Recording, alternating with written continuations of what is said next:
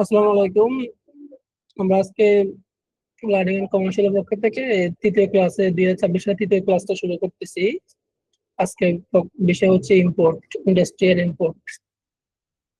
তো ইম্পোর্টে আসলে কাজ মূলত আসলে যেগুলাই আছে এলসি ওপেন থেকে শুরু করে ইনহাউস মাল ইনহাউস হওয়া পর্যন্ত, কাঁচামাল ইনহাউস হওয়া পর্যন্ত আসলে কাজটা আসলে ওই বেশিরভাগ কাজই আমাদের দেখা গেছে ইম্পোর্টের মানে কাজগুলা ব্যাংক এলসি করে, সাপ্লাইয়ের ডকুমেন্ট করে। আমরা আসলে যেটা করি ওটা হচ্ছে ফলো আপ এবং চেক করা, বা ফলো আপ করা এবং কি কি বিষয় সমস্যা হতে পারে, ওইটার সমাধান কি, ওগুলো নিয়ে আমরা আসলে চিন্তা ভাবনা করি।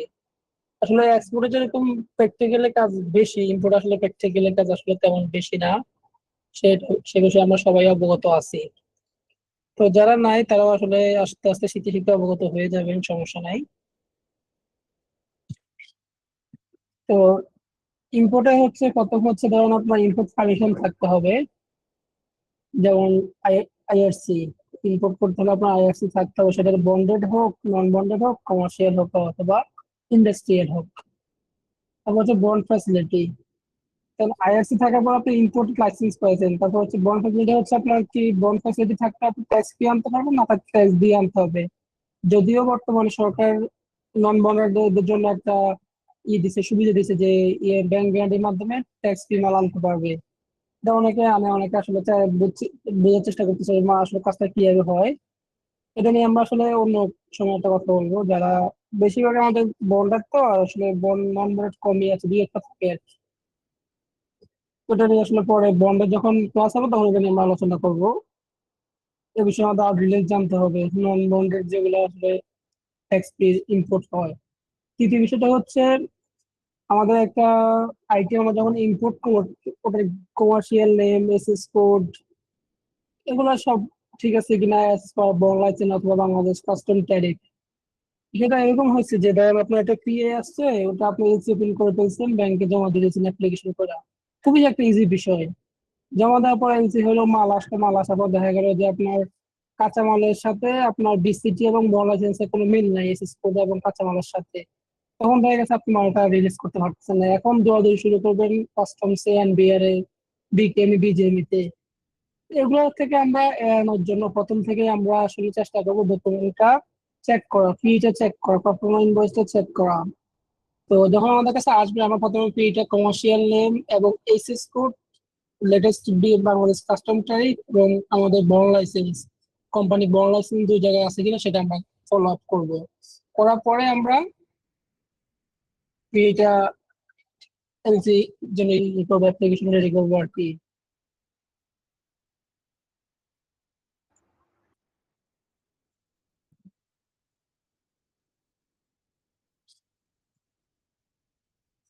তারপরে এলসি ব্যাংকে দেওয়ার আগে আমাদেরকে ইন্স্যুরেন্স করে নিতে হবে। যে ইম্পোর্টের জন্য ইন্স্যুরেন্স একটা গুরুত্বপূর্ণ বিষয়। ইন্স্যুরেন্স না করলে আসলে যদি কোনো ক্ষয়ক্ষতি হয় মাল আসাতে, জাহাজে অথবা পোর্টে, তখন এটা আসলে আমরা ক্লেম করতে পারবো না। সেই জন্য আমাদের ইন্স্যুরেন্সটা এলসি করার আগেই করে নিতে হয়। তারপরে ফি ঠিক থাকলো, আপনি ইন্স্যুরেন্স করে নিলেন, দেন হচ্ছে আপনার ব্যাংকে অ্যাপ্লিকেশন করবেন যে এলসির জন্য। আপনি কোন কোড এলসি করবেন, সাইড সাইড করবেন নাকি ডেফার্ট করবেন, সেটা আপনি অ্যাপ্লিকেশন উল্লেখ করে আপনি এলসিটা জন্য অ্যাপ্লিকেশন করবেন। এখন আমাদের বাংলাদেশে আসলে নর্মালি ইম্পোর্টের ক্ষেত্রে লোকাল ইম্পোর্টে ধরেন লোকাল সাইট হয় 3 কোডের, আর লোকাল ডেফার্ট হয় 4 কোডের, আর রিফিউজেড হয় 12 কোডের। আর ফরেন ক্যাশ হয় 1 কোডের, এবং এর সাইট হয় 5 কোডের, আর ডেফার্ট 6 কোডের। এছাড়াও 30 দিন, 60 দিন, 90 দিন, 120 দিন টার্মস কন্ডিশন ডেফার্টে আমরা এই গুলো করে থাকি। এদিকে আসলে সবাই অবগত আছি, না থাকলে আসলে কাজ করতে করতে এই বিষয়ে আমরা অভিজ্ঞ হয়ে যাবো ইনশাল্লাহ। তো আমাদের আসলে যে করে আমরা অ্যাপ্লিকেশনটা করবো, যে কোডের জন্য সাইট ডেপার্ট, ওটা আমরা মেনশন করে দিবো আমাদের অ্যাপ্লিকেশনে, মেনশন করে দিয়ে আমরা কাজ করব। তারপর আমরা ইম্পোর্টে আমরা একটা কাজ করব, যে ধর আমাদের একটা ইম্পোর্ট এজেন্সি হবে যেটা ফরেন এজেন্সি গুলোর ক্ষেত্রে বেশি ফলো আপ করবেন আপনারা। ফরেন এজেন্সি গুলো আসলে খুবই ঝামেলার একটা কাজ হয়। কোনো একটা কিছু মিসিং হলে, কোনো একটা ইনফরমেশন গ্যাপ হলে, তখন দেখা গেছে আমাদের কমার্শিয়ালদেরকে আসলে বেশি দৌড়াদৌড়ি করতে হয়। বিকেএমই যাও, বন্ডে যাও, ব্যাংকে যাও, এনবিএ যাও। এটা আসলে হিউজ একটা প্রেশার। এটা আসলে অনেকে নিতেও পারে না। এটা আসলে বিশাল সমস্যা। তো আমরা আসলে টার্মস কন্ডিশন ফার্স্টে পিএ চেক করবো, আরেকজন জয়েন করছে, ওনাকে অ্যাড করে নিই।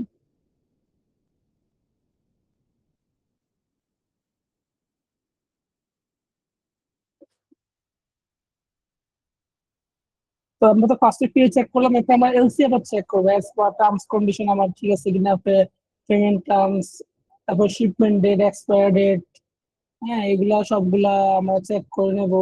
আমাদের কমার্শিয়াল নেম, তারপর আইটিএমএস কোড সবগুলো আমরা চেক করবো। পিএ যেরকম ফার্স্ট স্টেপে যখন আমরা পিএ চেক করছি, আমরা এলসি ডাব্ট করে নেওয়ার পরে, যেমন ফরেন এলসি ক্ষেত্রে বেশি হয়, লোকাল এলসিতে আমরা অনেকে ডাব্ট করে অনেকে করি না। তো এলসি ডাব্ট করে নেওয়ার পরে আমরা এগুলো ভালোভাবে চেক করে নেবো টার্মস কন্ডিশন গুলা। এরপর যখন আপনার যদি এলসি হয়ে গেল, আপনার ইম্পোর্ট এলসি হয়ে যাওয়ার পরে আপনার প্রথম কাজটা হচ্ছে, আপনার যদি ওটা কেমিক্যাল ডাইস অথবা লবণ হয়, সেক্ষেত্রে আপনার ইউরির দরকার হয় না। যখন আপনার দেখা গেছে ফেব্রিক্স, অ্যাক্সেসরিজ, সুতা, এই জাতীয় আইটেম গুলো হয়, এক্ষেত্রে আপনার ইউরি দরকার হয়। আবার দেখা গেছে কমার্শিয়াল যদি হয়, তখন আপনার দেখা গেছে কেমিক্যালের জন্য ইউরি করা লাগে। আবার যদি বন্ডেড প্রতিষ্ঠান হয়, তখন দেখা গেছে ডাইস কেমিক্যাল লবণের ইউরি লাগে না। হ্যাঁ, এটা অ্যাজ পার বন্ড লাইসেন্সে এটা মাল রিলিজ করা হয়। তো আমাদের যদি ফেব্রিক্স, অ্যাক্সেসরিজ, সুতা এগুলো হয়, তখন আমরা ইউরি করে নেব। আর যদি আমাদের ডাইস কেমিক্যাল লবণ হয়, সেটাতে আমাদের ইউরি প্রয়োজন হবে না। আর যদি কমার্শিয়াল হয়, কমার্শিয়াল ইম্পোর্ট হয়, তখন আমাদের ইউডি প্রয়োজন হবে ডাইস কেমিক্যাল লবণের জন্য। কমার্শিয়াল হলে আসলে সবকিছুরই প্রয়োজন হয়। তারপরে বন্ড লাইসেন্স ফ্যাসিলিটি বাদে তো আবার ব্যাংক গ্যারান্টি হলে অনেক সময় দরকার হয় না, অনেক সময় দরকার হয়। কিন্তু সুতা, অ্যাক্সেসরিজ আর ফেব্রিকের জন্য মাস্ট ইউডি লাগবেই।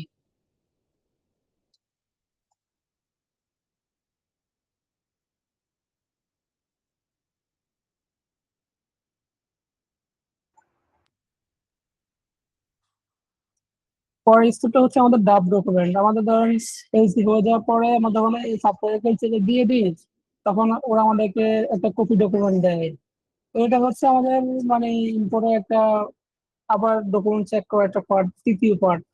তো তখন ডাব ডকুমেন্ট আমাদেরকে দিবে, আমরা একবার এসি এবং পি এই ডকুমেন্টটা ভালোভাবে চেক করে নেবো যে আসলে এই ডকুমেন্টটা ঠিক আছে কিনা, এই ডকুমেন্টটা ঠিক আছে কিনা। এখন যদি আপনি মনে করেন কোনো কনফিউশন আপনার মনে আছে যে এই ইনফরমেশনটা এসএলসি পিএ দুটোই ঠিক আছে, বাট আপনার মনে কনফিউশন আছে এটা মাল রিলিজ করতে আমার সমস্যা হবে, তখন আপনি আপনার সিএনএ অথবা আপনার ঊর্ধ্বতন কর্মকর্তা তাদের সাথে আলাপ করবেন যে এভাবে মাল রিলিজ করতে পারবেন কিনা। আমাদের কনফার্মেশন নিয়ে ডকুমেন্টটা ফাইনাল করবেন। এবং একটা জিনিস আপনারা মনে রাখবেন যে চেষ্টা করবেন যে আপনারা ইম্পোর্ট ডকুমেন্টে বিএলএস কোড মেনশন না করার জন্য। আর বিল নাম্বারটা অবশ্যই মাস্ট মেনশন করবেন। এটা হচ্ছে বিএলএ, বিল অফ লেডিং এ অথবা এআর বিলে। এসএস কোড মেনশন না করার জন্য আমি এই জন্যই বলতেছি যে আপনি যদি এসএস কোড কোনো কারণে আপনার চেঞ্জ হয়, তখন আপনি চেঞ্জ করে নিতে পারবেন।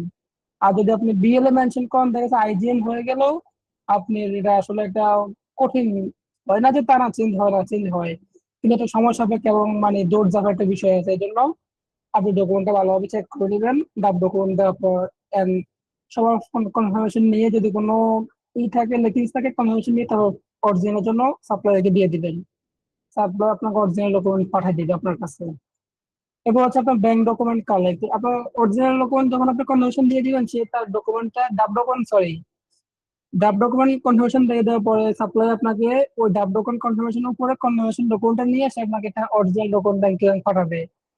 তো আপনার যখন অরিজিনাল ডকুমেন্ট ব্যাংকে পাঠানোর পর আপনাকে ডিএসএল অথবা প্যারেক্স নাম্বার দিয়ে দিবে, আপনি ওই ডকুমেন্টটা কবে ব্যাংকে আসবে এটা ফলো আপে রাখবেন। তো ফলো আপ ব্যাংকে ডকুমেন্ট আসার পরে আপনি ইমিডিয়েটলি সিএলএফ কে ডকুমেন্টস প্লাস হচ্ছে আপনার ইন্স্যুরেন্স, যে বন্ড লাইসেন্স যদি দরকার হয়, সুতা, ফেব্রিক্স, এক্সক্লুসিভ ক্ষেত্রে বন্ড লাইসেন্স দরকার হবে যদি বন্ড ফ্যাসিলিটি থাকে। আর কমার্শিয়াল তো সবকিছুর জন্য দরকার হবে। তো যদি বন্ড লাইসেন্স হয়, বন্ডেড ফর ফ্যাক্টরি হয়, আপনি ব্যাংক ডকুমেন্ট, তারপর হচ্ছে ইন্স্যুরেন্স এবং বন্ড লাইসেন্স এবং ইউডি, এগুলো আপনার সিএনএফ কে আপনি পাঠিয়ে দিবেন। একটা সেট মানে ব্যাংক ডকুমেন্ট কালেক্ট করে একটা সেট করবেন, ব্যাংক ডকুমেন্ট এবং ইন্স্যুরেন্স কপি আপনি ব্যাংক থেকে নেবেন। বন্ড লাইসেন্স অনেক সময় সিএনএফ এর কাছে থাকে, অনেক সময় সাপ্লাই আমাদের বন্ডারের কাছেও থাকে। যাদের আসলে টুকিটাকি মাল আছে তাদের আসলে বন্ডারের কাছে রেখে দেয়, আবার অনেক সময় আমরা বেশিরভাগই সিএনএফ এর কাছে বন্ড লাইসেন্স রেখে দিই। তো আপনাকে পাঠাতে হবে মূলত bank document, insurance, bond licence এবং ইউডি, চারটা জিনিস একত্রে করে একটা সেট করে আপনি এটা সিএনএফ কে কুরিয়ার করে দিবেন। আর চেষ্টা করবেন ডকুমেন্টটা ভাঁজ না করার জন্য, মানে এখানে তো অরিজিনাল বিল থাকার কারণে আপনি মানে এ4 সাইজ খামে আপনি পাঠান ডকুমেন্টটা। আপনার 10 টাকা বেশি গেলেও আপনার সেটা আপনার জন্য বেটার হয়। আপনার কোম্পানি বেশি ম্যাক্সিমাম কোম্পানি এ4 সাইজ খাম করে, আমি যতটুকু জানি। বিএটা তুমি হয়তো নাও করতে পারে। তো যেহেতু বিএল থাকে, জরুরি ডকুমেন্ট থাকে, আপনি ব্যাংক ডকুমেন্টটা এ4 সাইজ খামে পাঠান। এটা হচ্ছে আমার ওপিনিয়ন। আপনি ছোট খামে পাঠাতে পারেন, সেটা আপনার ইচ্ছা। তো যেহেতু আমার কাছে এখানে অরিজিনাল ডকুমেন্ট থাকে, সেজন্য আমি আপনার এটা অ্যাভয়েড করি যে ছোট খামে না পাঠানো, এ4 সাইজ খামে পাঠালে ডকুমেন্টটা ভালো থাকে। তো এই 4টে document, bank document, original document, insurance, bond licence, ইউডি, এগুলো সেভ করে আপনি সিএনএফ কুরিয়ার করবেন। এখন সিএনএফ ডকুমেন্টটা দেওয়ার পর আপনার একটা জিনিস মাথায় রাখতে হবে যে সবসময় যে আপনার মালটা আইজিএম হইলো কিনা, আপনার মালটা কবে ফুটে আসলো, হুম, কয় তারিখে আপনার মালটা ইটি হইলো। বুঝতে যদি আপনার 27 তারিখে ইটি হয়েছে, তো আপনার 29 তারিখের মধ্যে দেখা যায় ফুটেছে, মানে ডিগ্রি চলে আসলো বা ফুটে চলে আসলো। তো আপনার এটা আসলে যদি এসসিএল না হয়, আপনি খুব দ্রুত রিলিজ করার চেষ্টা করবেন। আর এলসিএল হলে তো আপনি ফ্রি টাইম পাবেন 14 দিন, 7 দিন। অনেক সময় এটা ইম্পোর্টারের উপর এসব ইয়ে করে, শিপিং লাইনের উপর ভ্যারি করে। আপনার ধরেন বাংলাদেশ রেগুলারলি 14 দিনই ফ্রি টাইম দেওয়া হয় এলসিএল কার্গোর জন্য। আর এসসিএল কার্গোর জন্য হয়তো 4-5 দিন, 4 দিন সময় দেওয়া হয়। তো আপনি ওই সময় কথা চিন্তা করবেন না। আপনি চিন্তা করবেন আপনার আইজিএম আজকে হয়েছে, 27 তারিখে আইজিএম হয়েছে, ইটিএ হয়েছে, আপনি সিএনএফ কোড ডকুমেন্ট আগে পাঠিয়ে রাখছেন। এখন সিএনএফ কোড পুশ করবেন যে আপনি, বা একটা, আমরা আমরা যেটা করি যে আমরা যখন ডকুমেন্ট পাঠাই, তো আমরা সিএনএফ একটা মেল দিয়ে দিই ডকুমেন্ট এত তারিখে পাঠাইছি, এই কুরিয়ার নাম্বার, কুরিয়ার কপি, আমাদের মালটা এত তারিখে কি হবে, তুমি মালটা রিলিজ করার দ্রুত এক পদক্ষেপ নাও। তো এরপরে আপনার দায়িত্ব থাকে, মেল করে দিলে হয় না। মেল করে হচ্ছে মানে ডকুমেন্টস রাখা, প্রমাণপত্র রাখা আর কি। তো আপনার নিজেরা 1 to 1 regularly check cross check বা কি অবস্থা, মালটা কবে দিবেন। এটা মূল উদ্দেশ্য হচ্ছে আপনার ড্যামেজ অ্যাভয়েড করা। কারণ আপনার কোম্পানি, আপনার প্রতিষ্ঠান যাতে কোনোভাবে লুজার না হয় আপনার কারণে বা আমার কারণে, এটা আমাদেরকে ফলো রাখতে হবে। তো এটার জন্য হচ্ছে আপনার যে মানে রেগুলারলি কন্ট্রোল চেক করতে হবে গুডস রিলিজ হওয়া পর্যন্ত। তো এটা গুডস রিলিজ হওয়া পর্যন্ত আপনি ওয়ান টু ওয়ান চেক করে, রেগুলার ক্রস চেক করে মাল রিলিজ করলেন। ওকে, এই স্টেপটা গেল। তারপর হচ্ছে আপনার ইন হাউস। তারপর মাল রিলিজ করার পর ইন হাউস হইলো। এখন আবার ইন হাউস হওয়ার একটা কারণ হচ্ছে, যদি আপনার বন্ডেড ফ্যাক্টরি হয়, ডাইস কেমিক্যাল লবণ হলে আপনার ইনবন্ড করতে হয় বন্ড রেজিস্টারে, যেটা মানে আমরা এখানে উত্তর বন্ড, দক্ষিণ বন্ড অথবা চিটং বন্ডে করে থাকি। তো এগুলো আমার ইনহাউস করতে হবে। এবারে যারা ওই স্থানীয় বন্ড আছে, ওখানে যে ওরা ইনবন্ড রেজিস্টার এন্ট্রি করবে। তো ইনবন্ড রেজিস্টার এছাড়া আমাদের মূসক চালান যেগুলো আমাদের ফ্যাক্টরিতে থাকে, বন্ড রেজিস্টার, ওগুলো আমরা এন্ট্রি করবো। এগুলো এন্ট্রি করে আমাদের এমডি স্যারের সাইন বা প্রোভাইডারের সাইন নিয়ে রাখবো। আর যেগুলো বন্ড রেজিস্টারে বন্ডে এন্ট্রি করতে হয়, ডাইস কেমিক্যাল লবণ, এগুলো আমরা অবশ্যই বন্ড লাইসেন্স এন্ট্রি করবো এবং রিলেটেড আরো সাইন সংগ্রহ করে নেবো। আপনার বন লাইসেন্স মূলত আপনার গুডস ইনহাউস হওয়ার পর, যাদের বন লাইসেন্স আছে তাদেরকে মূলত গুডস ইনহাউস হওয়ার 5 দিন সময় দেয়। 5 দিনের মধ্যে ইনবন্ড করতে হবে। যারা রাইস কেমিক্যাল নিয়ে কাজ করে, কাস্টমস নিয়ে কাজ করে, তারা সেই বিষয়ে অবগত আছে। তারপর যাতে 5 দিনের মধ্যে আপনার গুডসটা, এই যে ইনহাউস হওয়ার পর 5 দিনের মধ্যে আপনার ইনবন্ড কমপ্লিট করতে হবে, তাহলে আপনি দ্রুত সিএনএফ থেকে অরিজিনাল বিল যেটা কুরিয়ার করতে বলবেন, কালেক্ট করবেন সিএনএফ থেকে, কালেক্ট করে আপনি এটা ইনবন্ড কমপ্লিট করে ফেলবেন। তারপরে লাস্ট স্টেপ হচ্ছে আপনার প্রোডাকশন চেক করা। আপনি যে ফেব্রিক কাঁচামালটা আপনি ইম্পোর্ট করছেন, সেটা কি পজিশনে আছে, ব্যবহার কতটুকু করছে, প্রোডাকশন এটা দিয়ে যদি আপনার ইয়ান ফেব্রিক্স এক্সচেঞ্জ হয়, প্রোডাকশন কমপ্লিট হয়েছে কিনা, আপনার ডাইস কেমিক্যাল লবণ হলে ওই ডাইস কেমিক্যাল লবণ কতটুকু ইউজ হয়েছে, কতটুকু মজুদ আছে, সবকিছু আপনাকে ফলো রাখতে হবে। যাতে মানে আপনার দেখা গেছে কি একটা গুডস এর বন্ডের রিলিজ, মানে গুডস এর ডেলিভারি ডেট থেকে আপনি রিলিজ ডেট থেকে 2 বছর সময় পাবেন, মানে ইয়া 360 করে 720 দিন সময় পাবেন আপনি এই মালটা আপনার ব্যবহার করা। 720 দিন পর আপনার মালটা, মানে 2 বছর পর আপনার মালটা এক্সপায়ার হয়ে যাবে, কাঁচা মালটা এক্সপায়ার হয়ে যাবে। তো এটা আসলে যাতে কোনোভাবে না হয়, সেটা আমরা সবসময় খেয়াল রাখবো। এটা প্রোডাকশন চেক করবো, কমপ্লিট আমাদের ইউজ চেক করবো, কতটুকু ইউজ হয়েছে, ডাইস কেমিক্যাল লবণ হলে আমরা ইউজ চেক করবো। আর ইয়ান ফেব্রিক্স এক্সচেঞ্জ আমার প্রোডাকশন চেক করে এর ব্যবহার কতটুকু হয়েছে, কিভাবে হয়েছে, ফুলি হয়েছে কিনা বা কোনো গ্যাপ আছে কিনা, এটা অবশ্যই আমরা নলেজে রাখবো। এগুলো ইম্পোর্টের মাল আসলে অনেক মানে হাইলি একটা ডিমান্ড হয় যদি যেমন কাস্টমস কোনো এসসিএন বা মামলা হয়।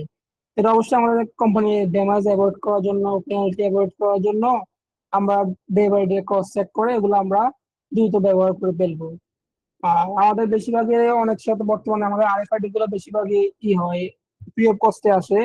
ওগুলো আমরা প্রোডাকশনে কতটুকু ব্যবহার হয়েছে কতটুকু ব্যবহার হয় নাই কি অবস্থায় আছে ওটা খেয়াল রাখবো। আমাদের সব দায়িত্ব যারা আমরা এগুলো নিয়ে কাজ করি, যাতে কোম্পানি লুজার না হয়, কোনো পেনাল্টি দেওয়া না লাগে। আরএফআইডির জন্য এখন বন্ড গুলো আসলে বেশি ফলো আপ করে, হাউস সবসময় আরএফআইডি একটু বেশি ফলো আপ করে। সিকিউরিটি লেভেল এবং আরএফআইডি এটা দিয়ে সবগুলো প্রোডাক্টই আসলে হাউস এবং বন্ড একটু হার্ডলি দেখে এই প্রোডাক্ট গুলো। তো আসলে সবগুলো প্রোডাক্টে আমাদের নলেজে রাখতে হবে যে আমরা এগুলা ই করবো, দ্রুত ইউজ করব অথবা প্রোডাকশন কমপ্লিট করব, কমপ্লিট করে আমরা রিএক্সপোর্ট করব এবং আমাদের স্টক খালি করে ফেলবো, স্টক ফিল করে ফেলতে হবে, স্টকে কোনো স্টক না থাকে। এবং 2 বছরের মধ্যে অবশ্যই ব্যবহার করবো আমরা এটা। এরপর আমাদের হচ্ছে আসলে ডকুমেন্ট আপনাকে বুঝানো, এটা হচ্ছে পার্ট গেল। এটা তো আপনারা নর্মালি এর বিষয়ে কোনো কোশ্চেন কি কারো আছে, যদি থাকে তাহলে করতে পারেন। এখন আমরা যে বিষয়ে আলোচনা করলাম।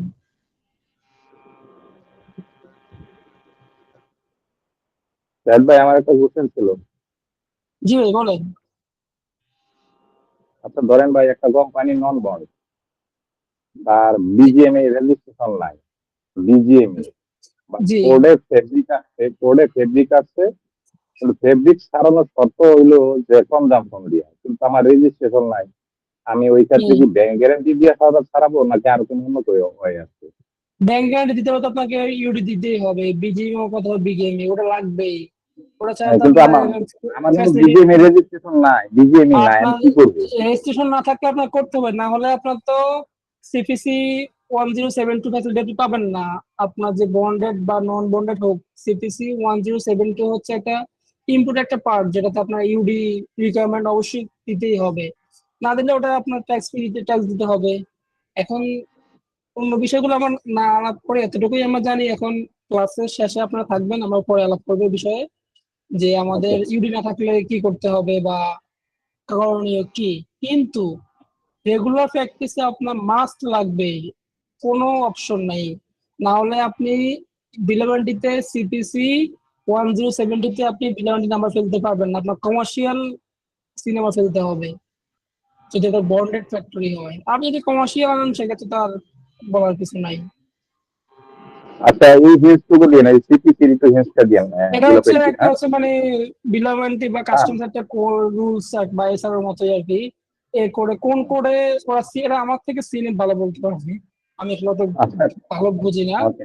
ওটা ওটা হচ্ছে কাস্টমস এর একটা পার্ট, যে এই কোডে আপনারা সি নাম্বার ইউডি থাকলে এই কোডে পড়বে, ইউডি না থাকলে এই কোডে পড়বে, এরকম একটা পার্ট আছে আর কি। এটাকে একটা ওদের আসলে একটা কোড কোড নাম্বার একটা মেনশন করে সিপিসি একটা আর কি। যাই হোক, এই বিষয়ে আমরা ওকে। ক্লাসে পরে আমরা আলোচনা করবো।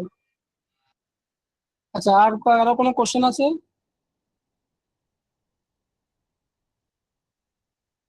আচ্ছা, আর কারো কোনো কোশ্চেন নাই, যদি ভাই কারো কোনো ভাই আসসালামু জি আলাইকুম। জি। জি ওয়ালাইকুম ভাই সালাম, বলেন। মেশিনারি ইম্পোর্টের সময় আমার কি দর করতে হবে? মেশিনের অ্যাজ সবই সেম, শুধু আপনার ওই যে মেশিনের ফি, এটা আপনার যখন আসবে আপনি চেক করবেন যে এটা আপনার বন্ড ফ্যাসিলিটির মাধ্যমে আপনি ট্যাক্স ফ্রি ফ্যাসিলিটি পাবেন কিনা। এটা ট্যাক্স ফ্রি ফ্যাসিলিটির বিষয়টা হচ্ছে এজন্যই আসে যে আসলে আমাদের বাংলাদেশে তো ধরেন অনেক এটা গোঁজামিল রয়েছে, যে ধর আমার বন্ড লাইসেন্স আছে, আমি মনে করতেছি আমি সব মেশিন ইম্পোর্ট করতে পারবো ট্যাক্স ফ্রি। কিন্তু আসলে বিষয়টা ওরকম না। আমার আসলে গার্মেন্টস এর লাইসেন্স অনুযায়ী যে আমার আমার হচ্ছে ধরেন গার্মেন্টস আমি আনতে পারবো কি নিটিং, ডাইং, সুইং, প্রিন্টিং এগুলো আনতে পারবো। এখন আমি যদি স্পিনিং মিলস এর মেশিন আনি, সেখান থেকে আমাকে তারা দিবে, এটা আমার ব্যবহার করতে দিবে? দিবে না। তো এখানে অনেক বিষয় আছে। আরেকটা বিষয় হচ্ছে আমরা আপনার ট্যাক্স, যে অনেক এসএস কোড আছে ট্যাক্সের মধ্যে পড়ে, আপনার বন্ড লাইসেন্স থাকলেও ট্যাক্স দিতে হয়। তো সেটা আপনার নর্মালি মানে আপনার দেখবেন যে এটা আসলে ওই এসএস কোডটা কি কি অবস্থা, সিমের সাথে ক্রস চেক করবেন যে এটা যদি বন্ড লাইসেন্স আনা যাবে কিনা বা ট্যাক্স ফ্রি সুবিধা পাওয়া যাবে কিনা। আর মেশিন ইম্পোর্টের ক্ষেত্রে একটা বাড়তি জিনিস আগে লাগতো, এখন লাগে না, এটা হচ্ছে বিনিয়োগ বলে অনুমোদন লাগতো। এখন এটা দরকার হয় না, এখন ওই যে ব্যাটের সার্টিফিকেট দিলে হয়, ব্যাট সার্টিফিকেট দিয়ে মাল রিলিজ মাল মেশিন রিলিজ করা যায়। অ্যামাজন সবকিছুই সেম, শুধু ওই যে এক্সট্রা হচ্ছে আপনার ব্যাটার চালানটা লাগে আর কি। এটা তো আর ভাই ইম্পোর্ট ইম্পোর্টের সময় ব্যাটের চালান কেমন করে ভাই? ব্যাটের চালান না ভাই, ব্যাট চালান বলতে আমি বলছি আপনি যে ব্যাট দিচ্ছেন মানে ব্যাট ক্লিয়ার করতেছেন মান্থলি, আপনার একটা ব্যাট মানে ব্যাট আমার নাইন অনলাইনে যে পয়েন্ট আপনি, ওয়ান তাই না ভাইয়া? জি আপনার 9.1 প্রত্যেক মাসে ব্যাট রিটার্ন কোড সাবমিট করতেছেন না জি জি জি কোম্পানি, জি জি ওটা জি একটা জি। সার্টিফিকেট প্রত্যেক বছর জুলাই মাসে দেয়, এই মাসে সার্টিফিকেট দিচ্ছে আপনাদেরকে। তো হ্যাঁ ওই দিছে দিছে, সার্টিফিকেটটা নিয়ে, স্মার্ট পাইছি একটা। হ্যাঁ ওরা একটা কার্ড দিবে, সবুজ কালার একটা কার্ড, ওই কার্ডটা আপনার দোকান সাথে দিতে হবে। এটা তো ভাই কম্পিউটারে দিছে, এটা টেকনিক্যালি কালেক্ট করতে হবে না। ভাই আসলে এই জন্য বলছি আমরা এটা ক্লাসে পরে আপনার এই দুইটা বিষয় জি জি আলোচনা জি করবো, জি জি আপনার জি। আপনার বিপদ ওকে থাকবে। Okay please. আচ্ছা হাফিজ ভাই কিছু বলবেন? হ্যাঁ ভাইয়া, ওটা জাহিদ হচ্ছে ভাই আপনার ইন্ডাস্ট্রিয়াল অনার কার্ড র্যাক দিছে, আছে। অনার কার্ড, ওটা ওখান থেকে পিন দেওয়া যায়। জি জি জি, ওটা আমার কার্ড, হ্যাঁ জি জি জি ওরা জি, অনার কার্ড সবুজ এটা অনার কালার। কার্ড। জি 30/6/26 ভাই পর্যন্ত দিছে ইন্ডাস্ট্রি এক্সপায়ারি। আচ্ছা হাফিজ ভাই আর মালিক ভাই আপনারা একজন কথা বলেন, আগে হাফিজ ভাই বলেন দেন মালিক ভাই বলি। হাফিজ ভাই শেষ করেন, হাফিজ ভাই আপনি শেষ করেন। হ্যাঁ ভাই, আমার শেষ, আমি ওটা বলছিলাম অনার কার্ডটা। ও আচ্ছা আচ্ছা ঠিক আছে, তাহলে এই যে মালিক ভাই এবার আপনি বলেন। আমি বলতে চাইলাম জাহিদ ভাই আমাদের ইন্ডাস্ট্রিয়াল র্যাক সরি ইন্ডাস্ট্রি বুঝি নাই, আপনার কথা শুনতে পারতেছি না। আচ্ছা মালিক ভাই কথা কি আপনার শুনতে পারতেছেন? আমি তো আসলে ক্লিয়ার শুনতেছি না। না না আমি বললাম র্যাক আনতে চাচ্ছিলাম ইপিজেটে ইন্ডাস্ট্রিয়াল র্যাক। ঠিক আছে, ইপিজেডে আপনার কি জানার মধ্যে এরকম কোনো আছে যে ট্যাক্স ফ্রি ইন্ডাস্ট্রিয়াল র্যাক আনা যাবে? র্যাক র্যাক মানে এই যে জিনিসপত্র রাখার জন্য। জি জি জি জি ইন্ডাস্ট্রিয়াল র্যাক। আমি, হ্যাঁ আমি আর ওটাই একটু আগে বলছি যে আপনার র্যাকে এসএস কোড দেখতে হবে, এটা কি আপনি ট্যাক্স ফ্রি সুবিধা পাবেন কি পাবেন না। অনেক সময় আপনার বড় লাইসেন্স থাকলেও আপনার ট্যাক্স ফ্রি সুবিধা দেয় না সরকার, কিছু কিছু আইটেমের জন্য এটা মানে ম্যান্ডেটরি করা আছে। দেখাচ্ছে ওনারা 15% ব্যাট দেখাচ্ছে। হ্যাঁ অনেক সেম ভাই, বন লাইসেন্সেরও অনেক মেশিন আপনার ফুল ট্যাক্স দিয়ে আনতে হয় অথবা আপনার 30% ট্যাক্স দিয়ে একশো আনতে হয়। জি বলেন, 172 বাহাত্তরের কম সিরিজ গাইড পারতেছি না। জি 72 চালাতে যেতে পারে এরকম একটা দেখলাম আমি, কিন্তু মানে খুঁজে পাচ্ছি না আমি। মানে আপনার এই বিষয়ে কোনো একটু ধারণা আছে কিনা এই কারণে। না, আমার আসলে ওই বিষয়ে এরকম ভালো কোনো ধারণা নাই। আমি আসলে ওই যে যেগুলো ধরেন আপনার মেশিন যেগুলো ইম্পোর্ট করছি, মোটামুটি সবগুলো আসলে ট্যাক্স ফ্রি ইম্পোর্ট করছি। Knitting machine, dyeing machine, all over print machine, printing machine, একবার টার্কিং সিস্টেম, আমি মানে ট্যাক্স ফ্রি আসলে সুবিধা পাইছি, আমার আসলে ওইরকম সমস্যা পড়তে হয় নাই। ঠিক আচ্ছা আছে, আমরা আসলে বুঝতে পারছি। ক্লাসে ভিডিও রেকর্ডিংটা অফ করে দিচ্ছি, তারপর আমরা আলোচনা করতেছি।